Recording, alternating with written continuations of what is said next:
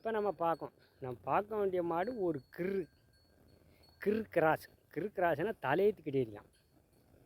தலையத்து கிடையாதுன்னா இவ்வளோ தூரம் பருங்கடேரியாக இருக்கும்போது சிலவங்க சொல்லுவாங்க 10 லிட்டர் கறக்கும் இந்த கிடேரி அப்படின்னு.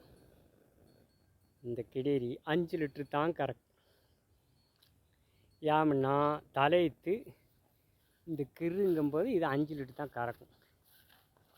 இதோட கெப்பாசிட்டி 5 லிட்டர் தான் கறக்கும். ஏன்னா இன்னொரு இதுக்கு வேணால் ஒரு 2 லிட்டர் கூடும் இந்த கிராஸ்.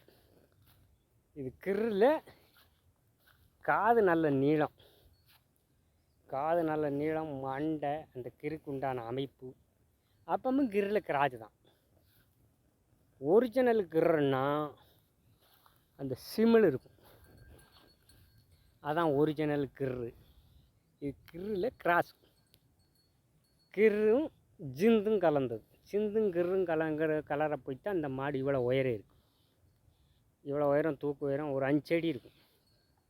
செடி இருக்கும்னா பல் 4 பல் தான். கொம்பை பார்க்க ஒரு 5 ஈத்து மாடு மாதிரி இருக்கும். ஆனால் கிடேரி கிலோமீட்டர் தாங்கும். நல்ல நிறம் சுத்த செவலை எல்லாருக்கும் பிடிக்கும். சுத்த செவலைங்கும் போது எல்லாருக்கும் பிடிக்கும். நல்ல தரமான மாடு, கிலோமீட்டர் தாங்கும். பாலும் 5 லிட்டரு இருக்கிறதுனால இது குடிக்கிறதுக்கு நல்லாயிருக்கும். ஒரிஜினல் கிருன்னா இந்த காது இன்னொரு திருக்கி கிடக்கும். ஒரிஜினல் கிரை எப்படி கண்டுபிடிக்கிறது? காதில் 2 திருக்கு மாதிரி கிடக்கும். காது நீளமாக தந்தட்டி காது மாதிரி, அதான் ஒரிஜினல் கிரு. இது கிரில் கிராஸு. கிலோமீட்டர் தாங்கும். நல்ல மாடு. மேய்ச்சல் மாதிரிலாம் வளர்க்குறதுக்கு இப்படி மாடுக நல்ல மாடு. கிலோமீட்டர் தாங்கும். நம்ம வெயில தாங்கும்.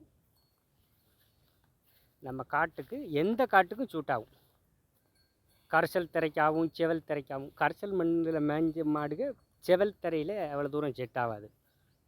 செவல் தரையில் மேய்ஞ்ச மாடுக கரைசல் தரையில் அவ்வளோ தூரம் செட் ஆகாது.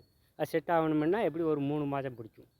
இது எல்லா தரைக்கும் செட் ஆகும், எல்லா மண்ணுக்கும் செட் ஆகும் இந்த மாடு மேய்ச்சல் முறையில் வளர்க்குறதுக்கு.